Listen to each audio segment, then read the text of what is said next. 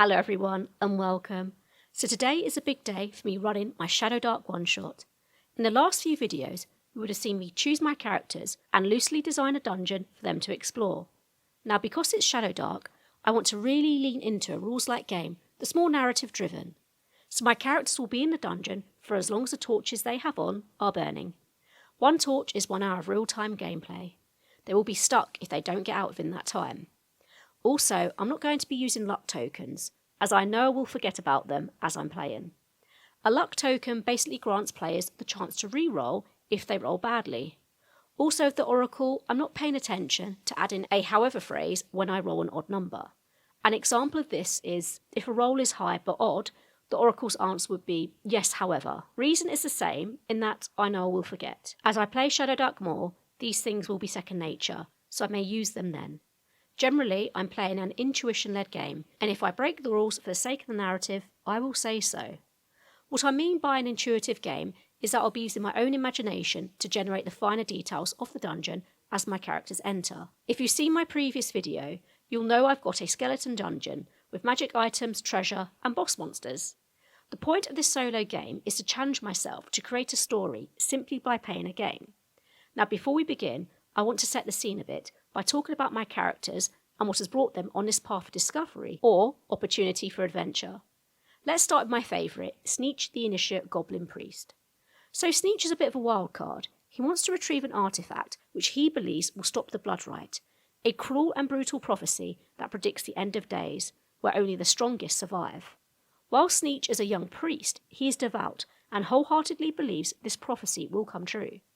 His courage is on par with that of priests who are much older and wiser than him, which is a compliment but also a cautionary observation. Next we have Thorin Gendry, our dwarf apprentice wizard. He worships Madeira, the first manifestation of the law and I suppose order. He blindly follows what he is told, and his mentor set him on a quest to retrieve a potent ingredient for a spell. This task is also part of an assessment. Should he fail, he will be held back a year, which for him is mortifying. He prides himself on his intelligence and will do anything to succeed. It's not about power for him, but the mastery and accolades that come with being the higher level spellcaster he aspires to be. Finally, we have Elias the Exiled, our elf thief, who is banished.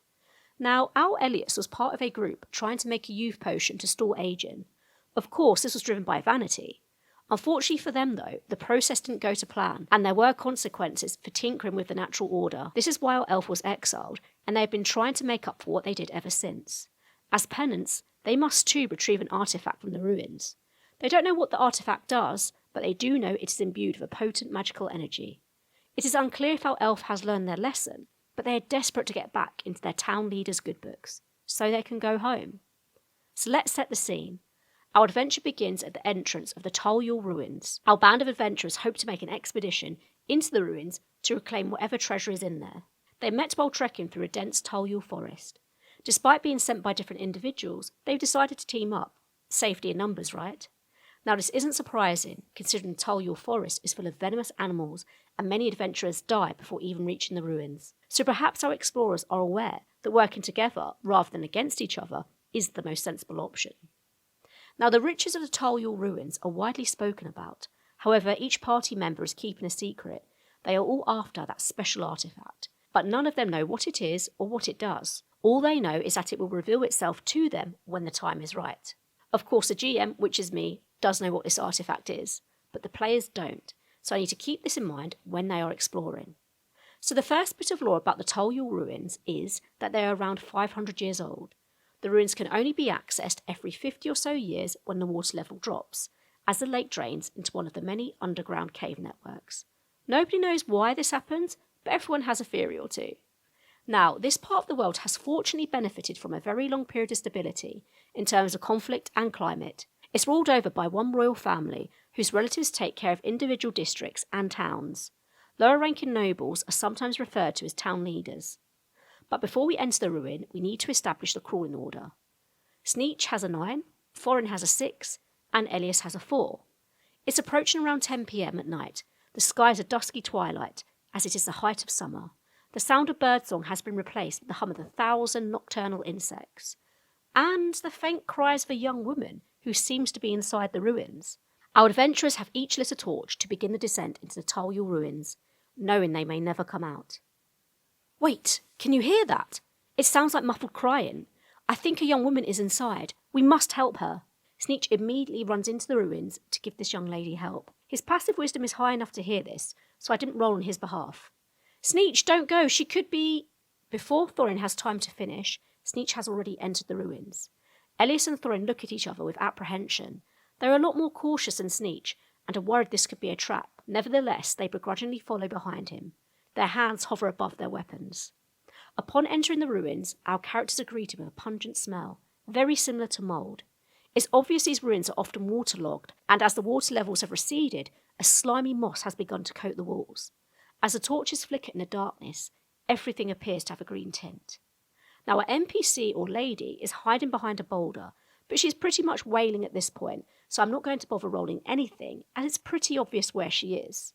Sneech is the first in the cave and the first to approach her, but because she is in such a state, I want to roll and see if she will attack Sneech unprovoked as he engages with her. Let's ask the Oracle. In terms of the likelihood of outcomes, I'm going for even, as she may be distressed because she badly needs help, or because she's so deeply traumatised she will lash out at the first person she sees. So the question I'm going to ask is, will our wailing woman attack Sneech? Oh, that's an 11. Oh, I didn't want her to attack him, damn it. Excuse me, miss, are you... Before Sneech has a chance to finish his question, our wailing woman leaps up at him, clutching her lute. Yes, she is a bard, and tries to whack him with it. She has no other weapons on her. Side note, my niece rolled up this character and made this drawing for me. Now, I'm not going to roll for combat initiative because I'm treating this NPC like a trap that has been activated. Yes, I'm breaking the rules right away, so lucky I'm the GM. This is the only time I'm doing this though, as pre-initiative actions like this are a bit naughty. But for the sake of storytelling, I want this to happen. Oh my word, is that for real? I've just rolled a natural 20. Why have I done this? See, this is what happens when you break the rules. Okay, because she was so wound up, she attacks with such fervour that the neck of the lute snaps within her hands upon impact, with Sneech's head. She was terrified, so it makes sense she would lash out at someone who came close to her. So let's double the dice roll. Blimey, he's going to die before we even start. So I'm going to roll a d4 for the damage. Please don't be a 4. Okay, so a 2. Now, I will be honest in that I have doubled all of my characters' HP since last session, as I knew there was a risk of them dying right away, which doesn't make for a good story. So instead of 4 HP, Sneech actually has 8. But of course, he now has 4 due to the scuffle. Now, I really don't want my characters to stay in combat, so I'm going to ask the Oracle. After hitting Sneech, does our wailing woman try to run away? If she doesn't, I'll roll for a proper combat initiative. Again, 50-50 odds, as I don't know her state of mind. She could be wanting to get out, or be in a frenzied state and want to attack anyone and everything. Oh, thank goodness, I rolled a 15, so she runs away with her broken lute. Despite Thorin and Elias covering their weapons, they don't engage with our wailing bard.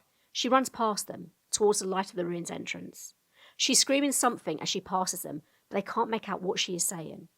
Well, that didn't go to plan. My intention for this scene was to have a bit of roleplay and learn more about what is lurking in the ruins. So none of that happened, and my characters are completely unprepared, which I suppose is good for a cruel GM. Okay, so everyone is within the ruins entrance. Thorin and Elias run over to Sneech and inspect his wounds. He has a lovely split on his forehead. That is bleeding, but other than that, he looks okay. Sneech, you should have held back. Don't do that again. You could have got us all killed. As GM, I'm not going to roll for any random encounters, as our wailing woman was already very loud, so if something was already drawn to the cave by the noise, it would have likely been there already, instead of being attracted to the crash of the lute making contact with Sneech's head. Now, this room is very well lit, as all of our characters are carrying torches. To the left of them is the entrance to what appears to be another room. In front of them, there is a narrower arch with a very obvious draught coming from it. If we think back to our characters, none of them know what is in these ruins. They do not have a map, and I lost control of the wailing woman who didn't pass on any information. Okay, so what do? I'm going to ask the Oracle. Do they go straight ahead towards the draft? I'm going to roll 3 times and take an average, as I want them all to have a say. Again, even odds, as there wouldn't be any reason for them to have a preference. Oh my word, those are some exciting rolls. Okay, so that's an average of 9.6. Now I haven't looked up the rules for rounding in Shadowdark, but I'm going to round up. So they've got an average of 10. Okay, this is good, there is a twist. So I need to use a prompt table to roll an outcome. So we have break 56 and compare 65. Now that is interesting and could be very inflammatory. Okay, how mean do I want to be with this? Actually, this is probably a misuse of the Oracle, but I'm going to ask it a very metagaming question. Oracle, should I be mean? Again, even odds, as I want it to be fair. Oh, that's a 4. I can't be mean. Okay, so my initial thought was, as they were hotly debating the route to take, given those extreme rolls, part of the ceiling cracked or broke, and a gush of water fell from it, extinguishing one of the torches. But I can't do that now, so we'll park that idea. Let's take a quick look at the timer. Okay, 10 minutes have gone already, and we're still in the first room. Right, I'm going to roll a d4. Even number is left, odd is straight ahead. Okay, so I got a 3, which is odd. So what I have in mind will affect the arch, which is straight ahead. So as Elias and Thorin are hotly debating the costs and benefits of taking one route over the other, Thorin notices a cracked emblem or carving above the entrance of the arch. He didn't spot it right away upon entering the cave, as our wailing NPC was a bit of a distraction. Unfortunately though, it's written in a language that none of them understand, but it could be helpful to know if any of my characters can at least recognise or date it. I'm going to nominate Thorin to make an intelligence check on this to see if he can hazard a guess at the carving. I'm also going to make this a DC of 12, as Thorin is incredibly ambitious and may have done some extracurricular reading about the Tal-Yool ruins. Oh wow, that's an 18 and plus 3, that's a 21. He absolutely smashes that roll. I'll drip feed a bit of extra information because of it. Let's see what he has to say.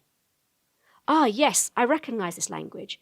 It was often used in documents that spoke of a blood rite, but something is off. Some of the special characters are inversed or look upside down. What could that mean? Inverse scripture on the blood rite. Now, Sneech at this moment is looking very confused. He hasn't encountered this before in his studies. This could be explained by his initiate status, but nonetheless, he's a little discombobulated. So our characters decide to take the route down the stairs and venture deeper into the ruins. The descent into the unknown is really beginning to affect them. What was down there that induced utter terror in the bard? They are on edge and Sneech almost misses a step as he leads the group further towards the unknown. Okay, I better roll for some random encounters as I think enough time has passed. Now, random encounters need not be hostile. So how this is done is that I roll a d6. If I roll a 1, a random encounter appears. Okay, that's a 4. No random encounters so far. Let's check the time. 30 minutes have passed. As our players descend the steps, they hear the sound of water crashing against rocks. It sounds like it's cascading from quite some height. In front of them, coming into view, they see a mosaic mural, and it's a picture of abundance. There are luscious green rolling hills and valleys. Elias recognises a scene as an aerial view of his home. Well, it's not his home specifically, but he knows that the land is part of a royal estate and all folk can enjoy it. It's not sealed off or anything like that. However, there are rules. For example, only nobles are allowed to hunt the deer. Now, while Elias is engrossed in that mural mosaic, we'll turn our attention back to Sneech. He's feeling very curious on account of what Thorin spoke about on the blood rite. For this reason, he's going to search this area to see if he can learn more about the meaning of these ruins. So let's roll for investigation, which is intelligence. Are you joking me? That's a natural 1. Seriously, what is going on? I'll roll a nat 20 for the NPC attack. When I want my players to find something nice, it's a nat 1. Critical failure. Right, I want them to find this item, so we'll see if Thorin is up to the task. If they don't find it, that's cool though. It's not the be-all and end-all, but I would like to talk about it, for the sake of the story. So as Sneech searches for answers, he's just a bag of nerves. The weight of carrying the torch is getting to him, and he's not really focused. He likes the idea of finding an answer, but he's just a bit overwhelmed and wanders over to Elias, who is engrossed in looking at that mural.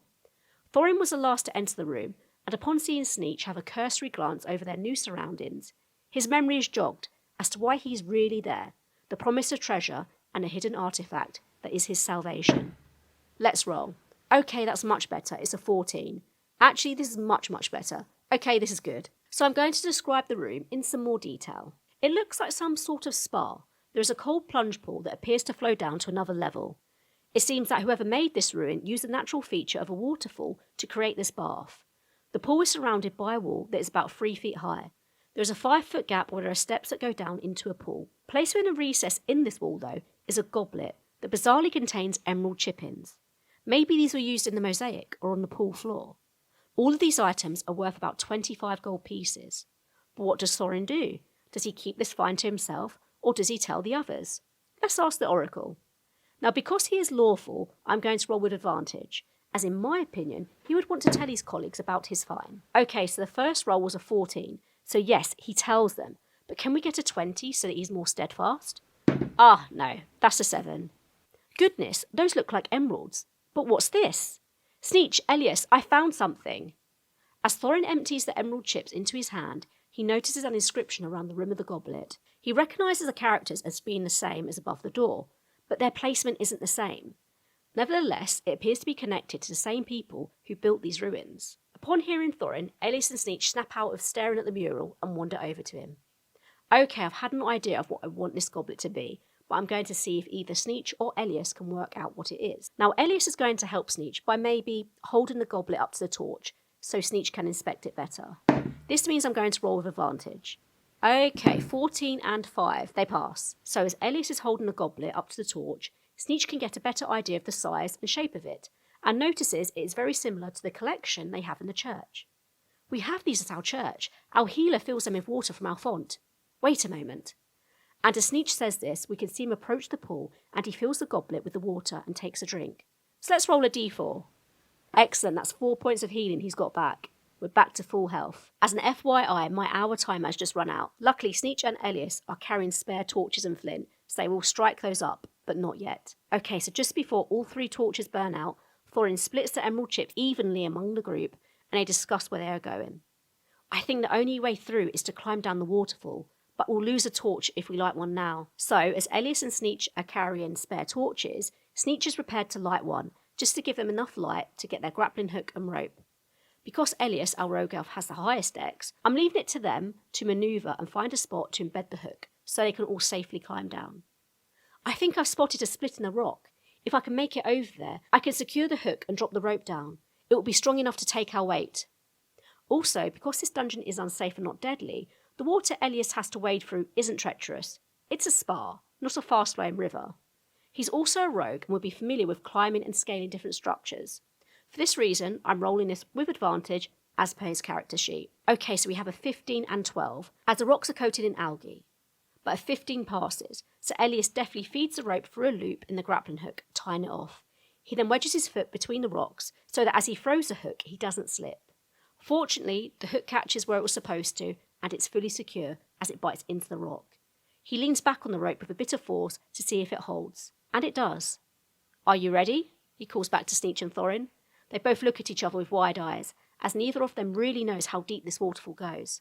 Let's see if Sneech can work it out. Nope, that's a 3. He has no idea. As both of them approach, Elias gestures to Sneech to go first, as he is the least athletic. He takes the torch as Sneech grabs the rope. So does Sneech manage to climb down the waterfall?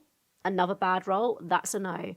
Okay, as Sneech is climbing, he gets his foot stuck, and as he leans down to free it, he accidentally lets go of the rope and crashes into the water below. I will roll a constitution check. If he gets high enough, he takes half the damage. I'm making a DC 17, as this waterfall is about 20 feet tall.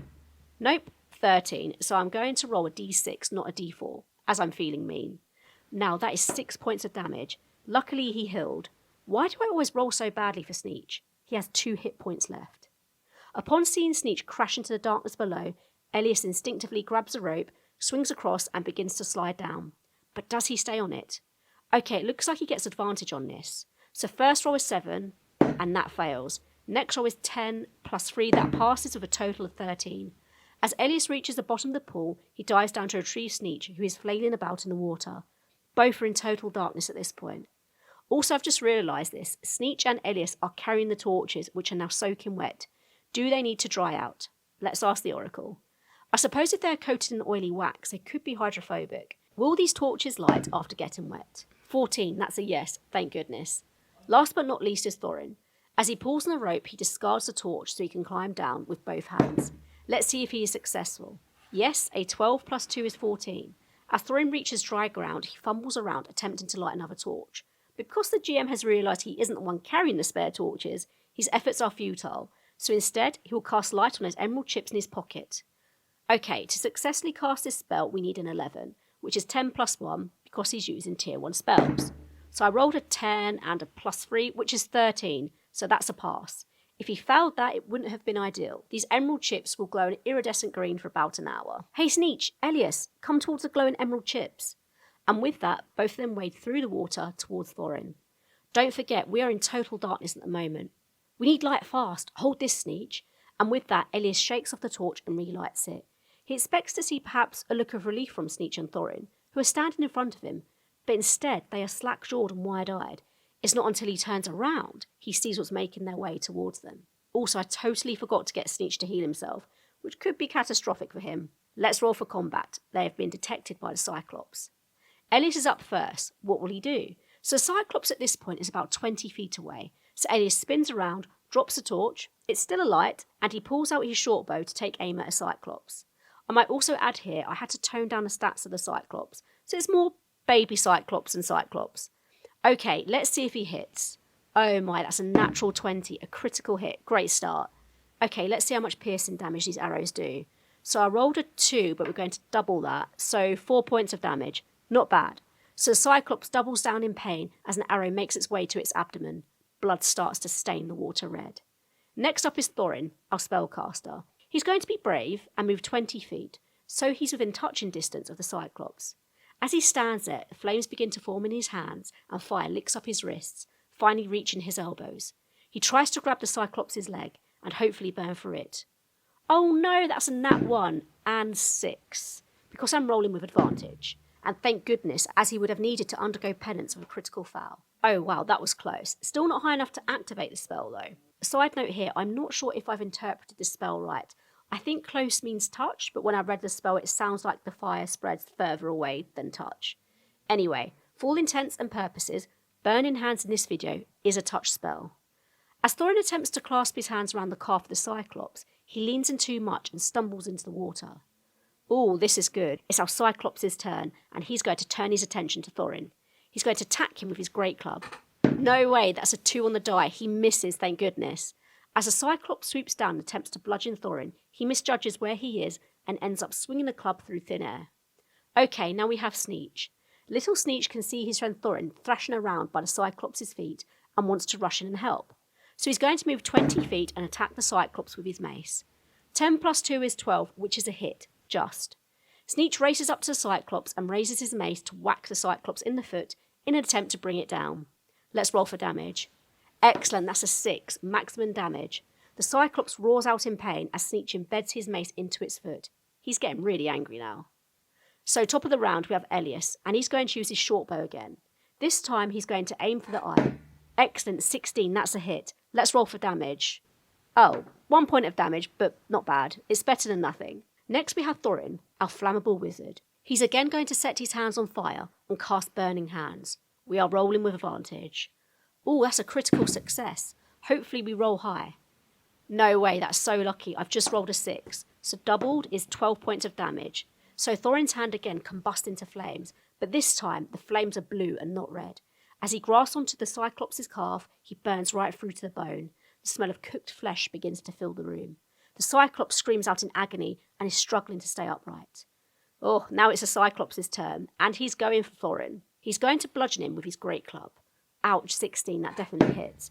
Okay, Thorin could actually die here. Let's roll the damage. Okay, that's a 2 on the d4 plus 3, so he loses 5 hit points. He survives just. So the Cyclops with all his might brings down the club onto Thorin's head. He splits the crown and pools of blood come gushing out. He's in bad shape, but he's still standing. The last of the round is Sneech, so he just witnesses his friend take an almighty blow to the head and is going to use his mace again, but this time on the other foot. Nope, I rolled a 4 and plus 1, that's a miss. So as Sneech raises the mace, he catches sight of the open wound on Thorin's head and stumbles as he tries to land the blow. Back to the top of the round. This time it's Elias' turn. He's going to stick with what he knows. Having seen Thorin take an alarming whack to the head, he isn't getting close. So he readies his bow and takes aim again at the Cyclops' eye. So I rolled a 3 plus 4, that's only a 7, so he misses. No way.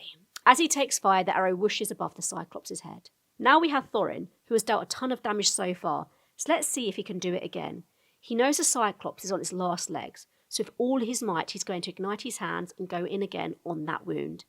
First roll fails. Next is a successful pass with 12 plus 3, so 15. Remember, we only need 11 for spell activation. Let's roll damage. Oh, 4 points, that's it. The Cyclops is going down. Cyclops is in agony and swaying as Thorin buries his flaming hands into the open wound. But this time it's too much, and he falls face first into the water. We're out of initiative. As soon as the Cyclops hits the water, Elias picks up the torch. Sneech also luckily dived out of the way as the Cyclops took a tumble. Does anyone need healing? Thorin, you seem to be in bad shape. However, noticing that Sneech's wound from falling down the waterfall has reopened, Thorin suggests Sneech heals himself, which he does with Cure Wounds. That's a 5, so Sneech now has 7 hit points left. Okay, so my adventurers have defeated the Cyclops, which I honestly didn't think they would. I've also burnt through another hour timer, so we have 1 torch left, I think. Let's light it and see if they can make it to the end of the ruins. So after healing, our little band of adventurers will check the Cyclops' body for treasure. But as they approach the Cyclops, it just disintegrates into the ground and vanishes. Very strange. Thorin is the first to make an observation. Now I want Thorin to piece together some of what he has seen and make a judgment on it. So let's ask the Oracle. Has Thorin realised something odd is happening in these ruins? So I'm rolling with advantage, as with his background in magic, he's more than likely to come to some sort of conclusion. Right, so the first roll is a 2, and the next is 14. So he does think something is up. This isn't right. Only powerful magic can do something like that. I'm starting to think there's more to these ruins than what we were told about. When they hear this, Sneech and Elias agree that what they just saw is truly out of the ordinary and should try to find a way out of the ruins as quickly as possible. Besides the waterfall is some loose rubble. There could be a room behind it, but given what's just happened, I say my characters aren't in an exploring mood and want to make a move, so onwards they go. Also, I'm very conscious that I'm on my last torch and I want to get them to the final room. Thorin, Elias and Sneech dash past the space the Cyclops once occupied. Their clothes are soaked through as they run through the shallow pool. They approach a long corridor, but they are not being stealthy here and need to stop to light their last torch. They're frightened and want to get out as quickly as possible. Even Sneech is beginning to question why he was sent here. So as they reach the final room, the torch begins to illuminate it. Elias, who is leading the party, holds his breath, digs in his heels and stiffens to a halt. Thorin and Sneech abruptly do the same. No. Our little band of adventurers are back into initiative and are about to take on a baby minotaur. Thorin is up first, so upon seeing the minotaur, Thorin charges up to it, and again he's going to try and burn through it with his flammable hands. First is a fail. Second, I've rolled an 11 plus 3, which is 14. We only need 11 to activate his spell. As the minotaur is up against Thorin, he places his hands on its chest. Red flames ignite and catch onto the minotaur. What's the damage? 4 points, not bad. Elias is up next, and again drops the torch to the floor, and is fumbling to get his short bow free. He can't believe this is happening again. I rolled a 10 plus 4, exactly what I need, so Elias deftly pulls back his bow and releases the arrow into the minotaur's chest, and delivers 3 points of damage. We're doing okay. Our minotaur has been burnt and shot at, beginning to descend into a frenzied state. It's going to attack Thorin and try to impale him with their horns.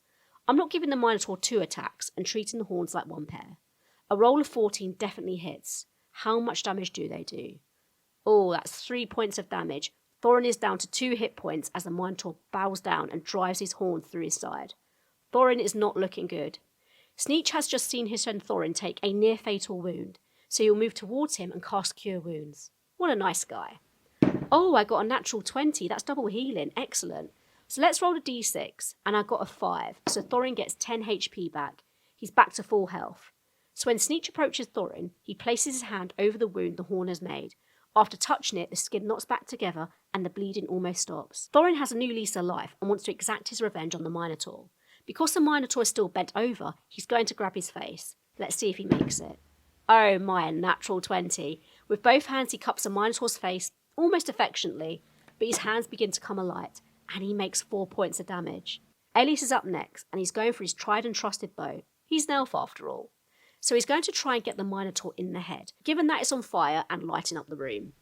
Oh, that's a 12. He just misses. The arrow whistles past the minotaur and embeds itself into the wall behind them. The minotaur wants to take revenge out on Sneech for curing the wizard who had just burnt his face. In the minotaur's hand is a great axe, and they are going to take aim at Sneech. That's a 13 to hit, which it does. Oh no, Sneech, don't die. Okay, let's roll for damage. So that's 2 points of damage, so he has 5 hit points left. In retaliation, Sneech swings their mace and tries to bury it into the minotaur's chest. That's an 11 to hit, which is unfortunately a miss. Sneech was just too small. It was an ambitious swing, but sadly not good enough. Seeing this, Thorin is going for Burning Hands again. First roll is a miss, so a 10 plus 3, which is 13, which is great. This time though, he's going to try and burn the Minotaur's leg by grabbing its calf. We rolled a 1 on the d6. I mean, it would have been great had it been more, but it's better than nothing. Elias sees all this from a distance and takes another quick fire shot at the Minotaur's head. 17 is a hit. A sudden breeze catches the Minotaur's attention and their head snaps towards Elias. But as they turn, the arrow grazes their cheek for 1 point of damage. In response to Elias firing the arrow, the Minotaur is going to charge towards him. They're going to try and dig their horns into him. No way, that's a natural 1. Okay, what happens here is that as the Minotaur charges, they underestimate the burn on their calf from Thorin. So they trip and fall onto the floor. They have disadvantage on attack rolls until they get up. Actually, I'm going to make a DC Wisdom check of 15 here. 11, nothing happens. So Sneech is not usually one to kick someone when they are down, but for the Minotaur, they are willing to make an exception. So he's going to take a swing at the Minotaur's head with his mace. Oh no, that's a 5. Just as Sneech is about to make contact with the Minotaur's head, it rolls over. Top of the round. So Thorin sees an opportunity to really do some damage now the Minotaur is on the floor, writhing in pain, clearly in agony. So again with advantage, Thorin's hands set ablaze as he plunges them into the side of the Minotaur's abdomen. So that's a 16 and 11, both are fine. So as he pushes down with all his might, he does 1 point of damage. The fire fizzles out early. Elias, seeing the Minotaur on the floor, is going to mix it up and move 20 feet towards it, leaving the torch by the entrance of the corridor. He brings his dagger up with both hands and plunges it into the Minotaur's head. And with an 18, he does this with elegance. Oh, that's 2 points of damage. The Minotaur roars with pain. After taking a beating, the Minotaur gets up and rears their legs up in fury at Elias. That's all they can do for now. Last but not least is Sneech. He's going to try and swing his mace into the abdomen of the Minotaur. With the 3 to hit, he sadly misses. Thorin now taps in, igniting his hands. They catch fire with a 16 on the die. The first roll failed, but how badly does he burn the Minotaur? Yes, 6 points of damage, thank goodness. The Minotaur screams as its flesh sizzles. It's not looking good. Seeing the Minotaur weak, Elias goes in again with his dagger. He misses. The Minotaur is frantic now and wants to focus his attention to Thorin. Holding onto his great axe, he swoops down, trying to cut Thorin in half. No way, a natural 1. He swings, but with too much force, the axe flies out of his hand, embedding itself into the wall behind him. Seeing an opportunity, Sneech again goes in with his mace, trying to take out the Minotaur's legs. Also a natural 1. Okay, Sneech is going to lose a weapon. It's only fair. He takes a swing, but like the Minotaur, he lets go of his weapon and it clatters against the floor. Thorin and Elias turn to him in disbelief. Surely one of them is going to defeat this Minotaur. They are all so close. Thorin is getting really mad now. He once again ignites his hands. First roll is 15 and then the next is 17. Perfect. He is still holding on to the Minotaur and his hands come alight. That's 4 points of damage and the Minotaur is down. Suddenly there is silence. And just like the Cyclops before, the Minotaur disintegrates into ash, vanishing before them. Elias retrieves the torch from the corridor and returns to the group. So, where do we go from here? Thorin replies, I don't like it here. Something really isn't right. Sneech then adds, me neither. These creatures aren't natural. They've completely disappeared, but we need to press on. I really must retrieve what I was sent here to get. So many people are dependent on me. This piques the interest of Elias and Thorin, and they ask Sneech what he is looking for. So I'm going to ask the Oracle, do the others share what they are looking for? 2, that's a no. Interesting. So up until now, it's only Sneech that has played his hand. I'm going to ask another question.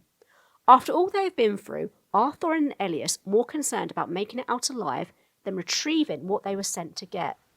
No, that's a nat 1. They still want to retrieve what they were sent to get. Very steadfastly, in fact. Okay, I've got to play this out. The torch is beginning to burn out, and Sneech, Elias and Thorin make their way down the final passageway into the last room. This passageway seems a lot more grand in comparison to the rest of the ruins. There is no algae on the walls, and it looks untouched. Like the spa, there are what I suppose murals on the wall. Again, all depicting abundance and happiness in various forms. The subjects are smiling and cheerful. However, there is something strange about it. Instead of a sun in the sky, there is a singular floating green eye, much like what the Cyclops had.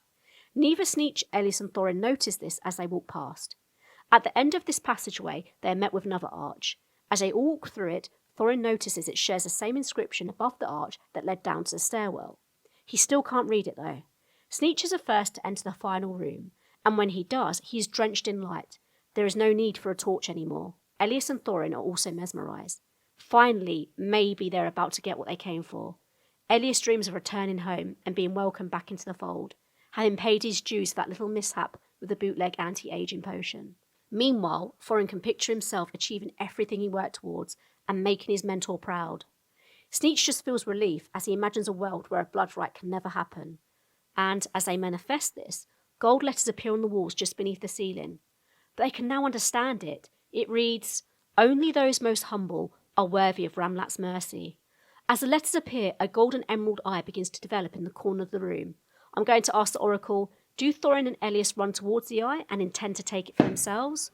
Wow, that's a 19, so a yes, a definite yes. As the eye manifests, Thorin mutters to himself, "I'm just a lowly apprentice wizard, of course I'm humble," and he runs towards it, knocking Sneetch to the floor.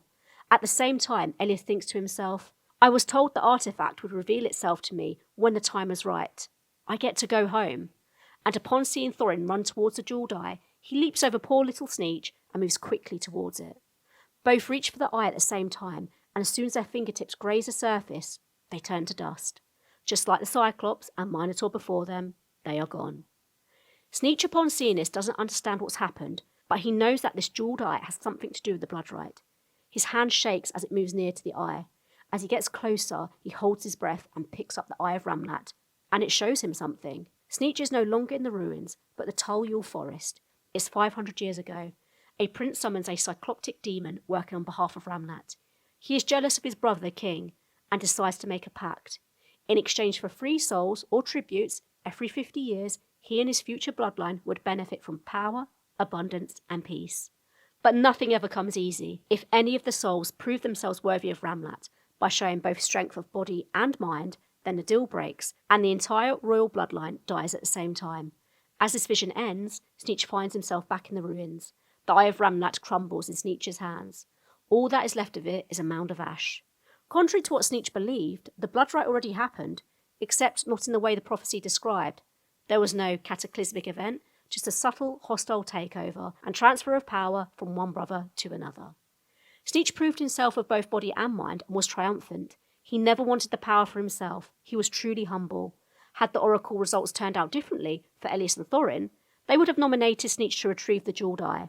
That was one way for them to overcome their flaws and survive, as they were kind of motivated by selfish reasons. Also, the point about the humble being worthy of Ramlat came from the inverse scripture, which was actually based off a prompt. So the original prophecy was only the strongest would survive. So I flipped it for a loosely related opposite word, and I settled for humble. There was also a bit of foreshadowing, where I said many people die in the forest before reaching the ruin.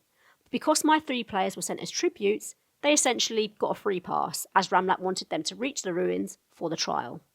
My initial plan for the NPC was that she was trying to escape from the monsters within the ruins, but I think it's more fitting that, because she wasn't a tribute, as soon as she entered the ruins, she was driven insane, kind of like a deterrent to keep those out who are not tributes. The idea of the Hunger Games style of contest came to me while reading the book, so that idea was already half baked in when I was thinking of what I wanted the theme of this dungeon to be. The lore was kind of generated as I went along, especially with the broken prompt and the idea it gave me to inverse the meaning of the blood right.